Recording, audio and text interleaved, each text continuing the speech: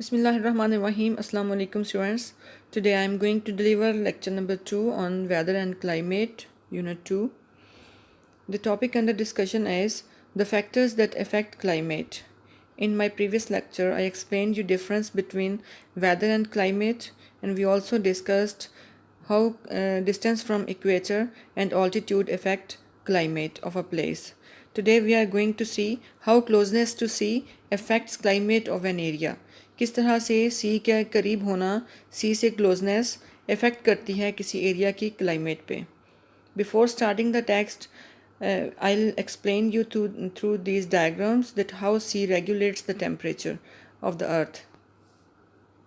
The sea regulates the temperature because it takes a long time to warm up or to cool down.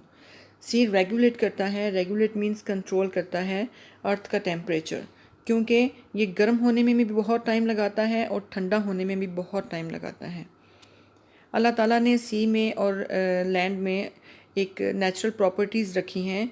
उसमें से एक property ये है कि जो सी का पानी है वो देर से गर्म होता है और देर से ही ठंडा होता है, जबकि लैंड जल्दी गर्म हो जाती है और फिर जल्दी ठंडी हो जाती है. इसके लिए आप एक एक्सपेरिमेंट कर सकते हैं. आप 2 बाउल्स लें, एक बाउल में वाटर फिल करें और दूसरे बाउल में सैंड डालें. उनको आप सनलाइट में रख दें थोड़ी देर के लिए. आप देखेंगे कि जो वाटर है वो उसका टेम्परेचर कम राइज़ हुआ है, जबकि सैंड बहुत जल्दी गर्म हो गई है. अब उन्हीं बाउल्स को आप उठा के अगर एयर कंडीशनर रूम में ले आएँ तो वहाँ पे आप ऑब्ज़र्व करेंगे कि सैंड बहुत जल्दी टेम्परेचर लूज़ कर गई है और ठंडी हो गई है, लेकिन वाटर देर से ठंडा होता है. So this is natural property of sand and land and water कि सी वाटर देर से ठंडा होता है और देर से गर्म होता है, जबकि लैंड जल्दी गर्म हो जाती है और जल्दी ठंडी हो जाती है. अब उसकी वजह से एयर सर्कुलेट करती है. जो सी के सराउंडिंग एरियाज़ होते हैं, नियरेस्ट एरियाज़ होते हैं, उनके बीच में जो एयर की एक सर्कुलेशन स्टार्ट हो जाती है. फॉर एग्ज़ाम्पल, जब अर्थ के ऊपर जब समर में लैंड हॉट हो गई, आपकी लैंड वार्म हो गई है, तो आपकी जो एयर है वो ऊपर की तरफ राइज़ करेगी.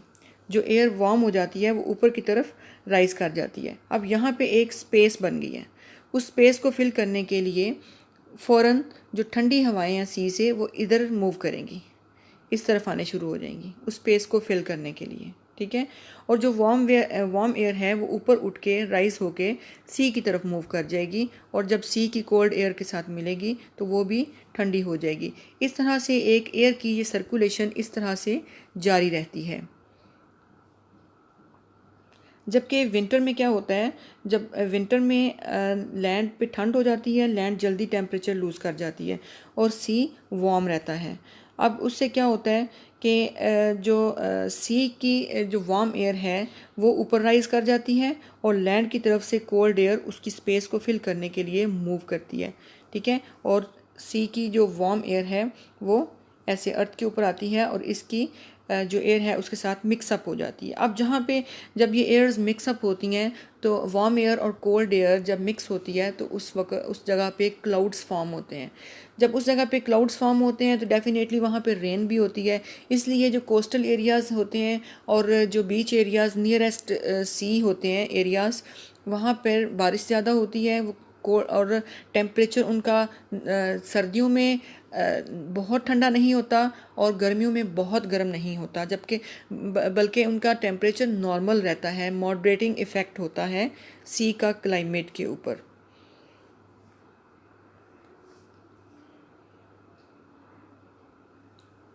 The sea affects the climate of a place. एक जगह की क्लाइमेट पर सी का बहुत इफ़ेक्ट होता है. Coastal areas are cooler and wetter than inland areas. Inland areas वो होते हैं जो बड़े से लैंड मास के दरमियान में अंदर होते हैं, यानी सी से दूर होते हैं.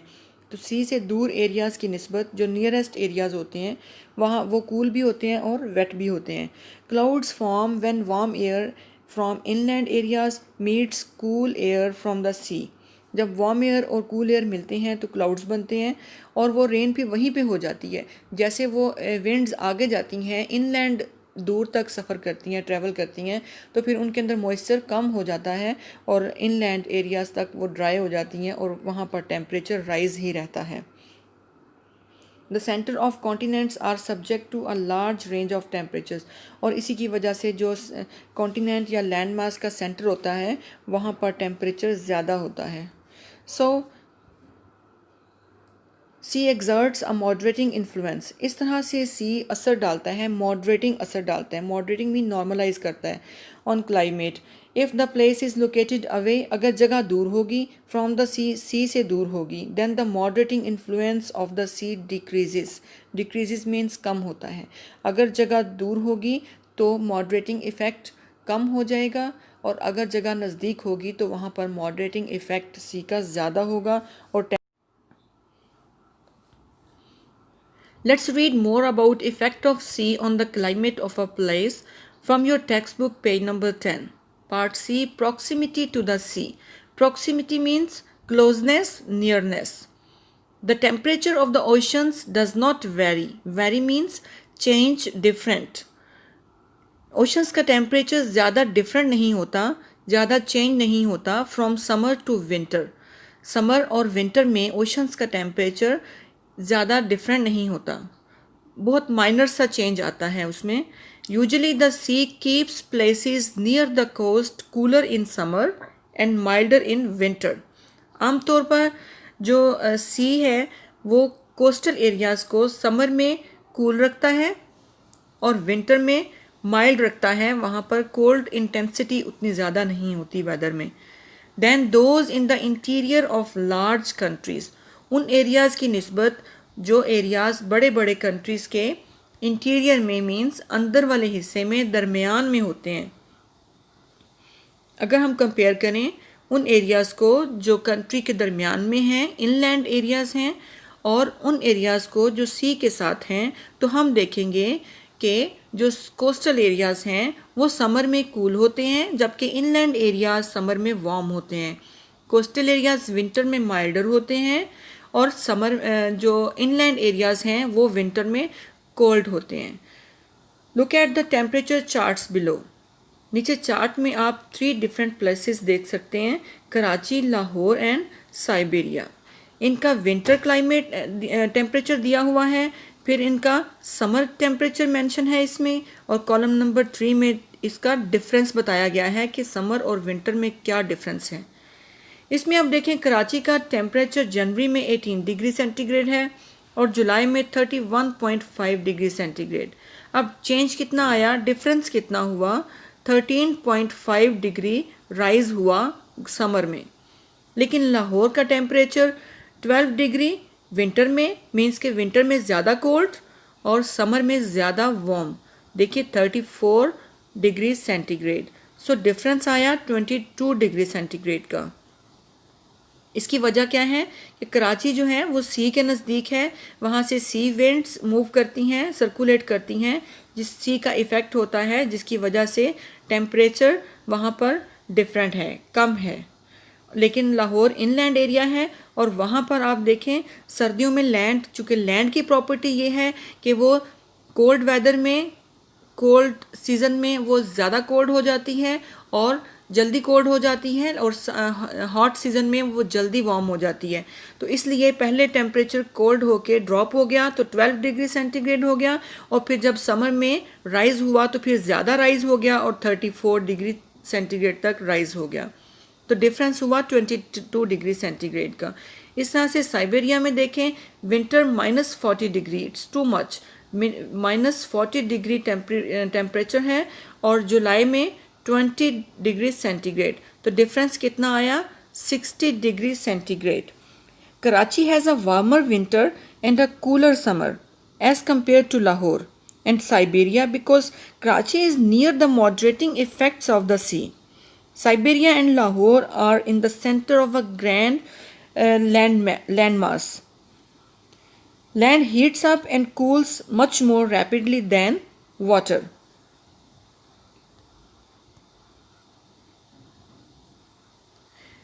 This is map of oceans. You can see 5 maps of the world in this picture. Pacific Ocean is the largest ocean in the world.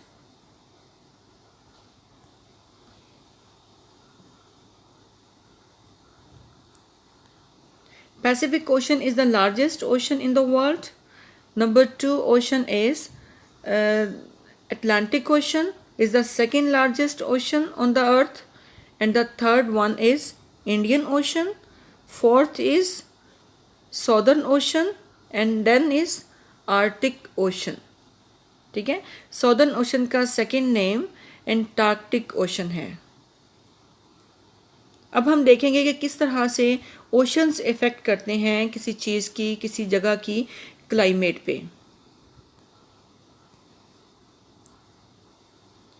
Ocean currents. An ocean current is a continuous movement of ocean. Ocean water from one place to another. Ocean water एक जगह रुका हुआ तो नहीं होता, move कर रहा होता है. इस मूविंग वाटर को हम ओशन करंट कहते हैं. Ocean currents are created by wind, water temperature and the gravity of the moon. अब ओशन करंट्स बनती कैसे हैं? एक तो जब एयर चलती है, विंड चलती है, तो विंड की स्पीड के साथ और विंड की डायरेक्शन के साथ जो लाइट वाटर होता है, अपर सरफेस ऑफ वाटर, वो उस डायरेक्शन में मूव करती है, जिससे ओशन करंट पैदा होती हैं. दूसरी रीज़न है वाटर टेम्परेचर. अगर टेम्परेचर राइज होगा ओशन का, ओशन वाटर गर्म होगा, उसका टेम्परेचर हाई होगा, तो उससे उस वाटर के अंदर एनर्जी ज़्यादा होगी, और जितनी वाटर के अंदर एनर्जी ज़्यादा होगी उसके अंदर मोशन भी उतनी ज़्यादा होगी, और जितना ज़्यादा मोशन होगा ओशन करंट्स भी उतनी ज़्यादा जनरेट होंगी. ठीक है, जितनी एनर्जी है वाटर में उतनी ही उसमें मोशन ज़्यादा होगी, और जितना मोशन ज़्यादा होगा उतनी उसमें ओशन करंट्स ज़्यादा जनरेट होंगी. और थर्ड चीज़ जो इफ़ेक्ट करती है ओशन करंट्स को, वो है gravity of the moon. Gravity pull होती है. मून हमारे ऊपर अपनी एक ग्रेविटी पुल डालता है कि वो आप चीज़ों को अपनी तरफ खींचता है, लेकिन वो ग्रेविटी हम पर असर नहीं करती, वो वाटर पे इफ़ेक्ट करती है. तो मून जब रात को नज़र आता है और उसकी जो ग्रेविटी होती है, दिन को या रात को जो भी उसकी ग्रेविटी होती है, वो वाटर पर इफ़ेक्ट करती है, और वाटर मून की तरफ खींचा जाता है, ऊपर की तरफ उठता है, जिससे ओशन करंट्स बनती हैं. सो ओशन करंट्स की मेन 3 रीजंस क्या हैं? Direction of wind, speed of wind, और second one is water temperature, and third one is gravity of the moon.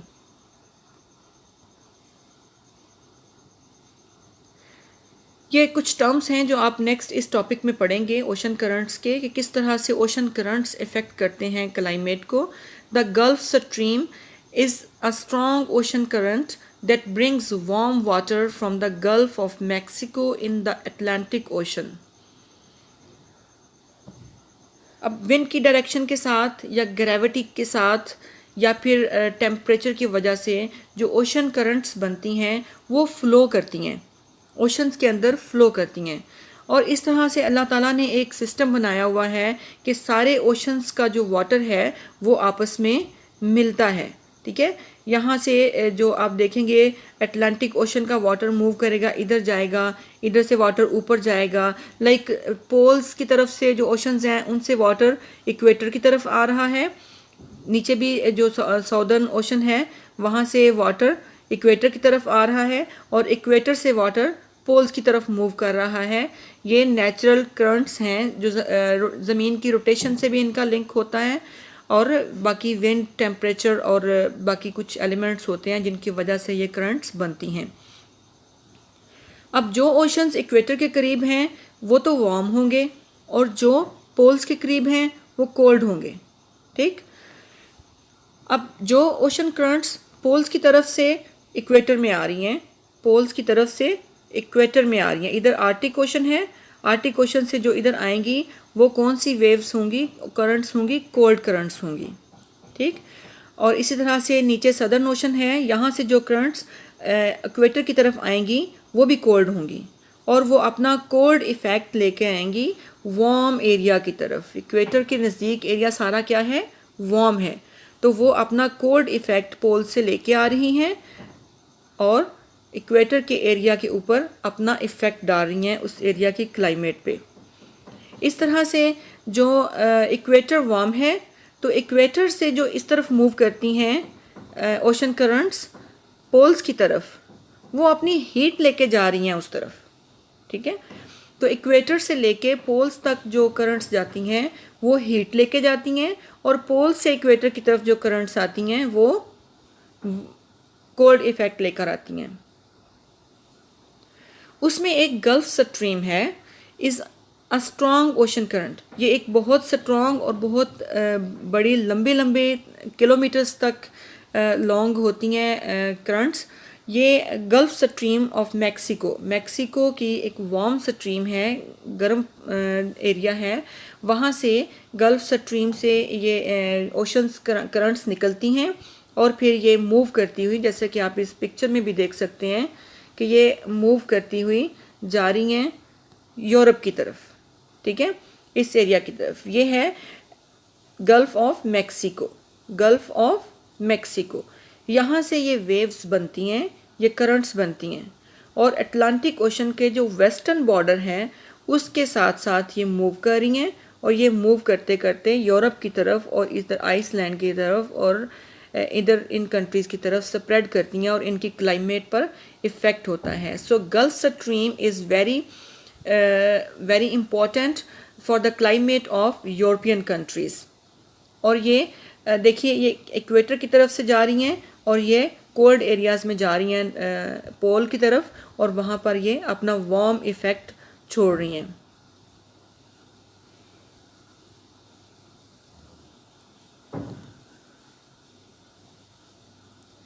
Next you will read about North Atlantic Drift.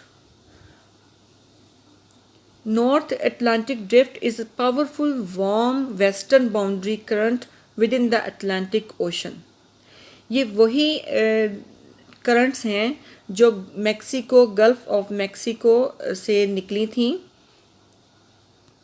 ये देखिए यहाँ पे ये gulf of Mexico है, यहाँ से ये निकली हैं। यहाँ पर तो ये गल्फ स्ट्रीम कहलाई, लेकिन जब ये आगे अटलांटिक ओशन में एंटर हो गई तो फिर इनका नाम क्या हो गया, नॉर्थ अटलांटिक ड्रिफ्ट। फिर इसका नाम क्या होगा, नॉर्थ अटलांटिक ड्रिफ्ट। जब तक ये यहाँ थी ये क्या थी, गल्फ स्ट्रीम, ठीक। आगे जाके अटलांटिक ओशन में ये नॉर्थ अटलांटिक ड्रिफ्ट के नाम से पहचानी जाती हैं, और ये यूरोप की तरफ मूव करती हैं और उन कंट्रीज़ के टेम्परेचर को इफ़ेक्ट करती हैं। अब इस तरह से cold Humboldt current from Antarctic and Pacific ocean. Cold Humboldt फिर पहले हमने पढ़ा है वार्म करंट के बारे में जो इक्वेटर से पोल्स की तरफ जा रही हैं, लेकिन अब हम पढ़ रहे हैं उन करंट्स के बारे में जो पोल से इक्वेटर की तरफ आ रही हैं। पोल से इक्वेटर की तरफ कोल्ड करंट्स आएंगी और इक्वेटर से पोल्स की तरफ वार्म करंट्स जाएंगी। क्लियर। अब ये जो कोल्ड हम्बोल्ट करंट है ये पैसिफिक ओशन में पैदा होती है, बनती है, जनरेट होती है, और उसके बाद नीचे सदर्न ओशन जो पोल पे है साउथ पोल पे, वहाँ से ये आती हैं, और इन्हें हम कोल्ड हम्बोल्ट करंट के नाम से बुलाते हैं। तो ये आती हैं और ये अपना कोल्ड इफ़ेक्ट इक्वेटर की तरफ लेकर जाती हैं, और साउथ अमेरिका के जो ये साइड है, वेस्टर्न साइड है, इस साइड पर इनकी क्लाइमेट पर इनका बहुत गहरा असर होता है।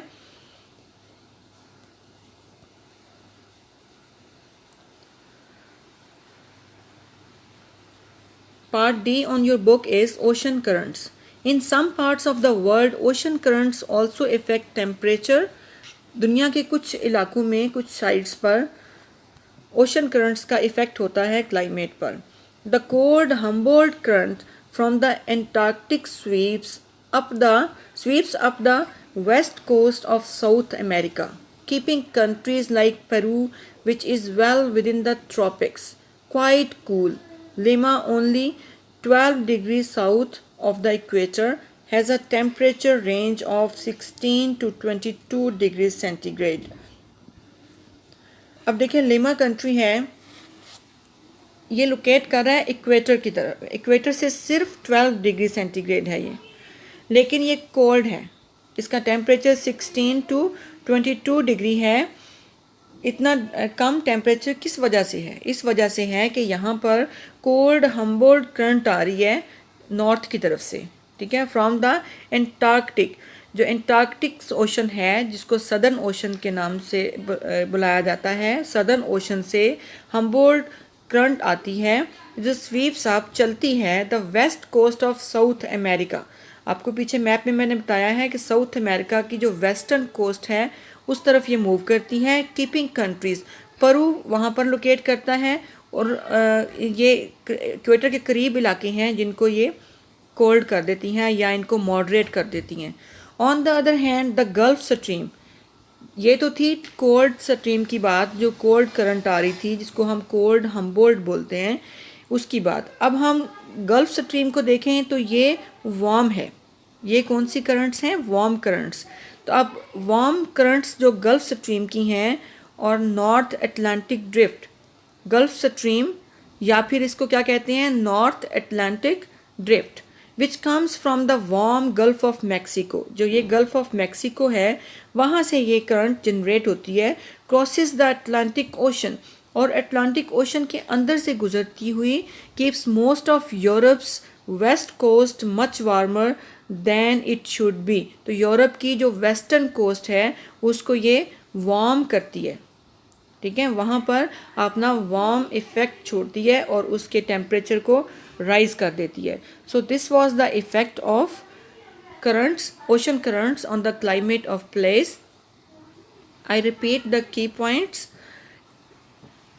जो करंट्स पोल से इक्वेटर की तरफ मूव करती हैं वो कोल्ड करंट्स होती हैं, और जो करंट्स इक्वेटर से पोल्स की तरफ मूव करती हैं वो वार्म करंट्स होती हैं।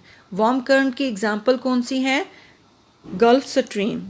और कोल्ड करंट की एग्जांपल कौन सी है?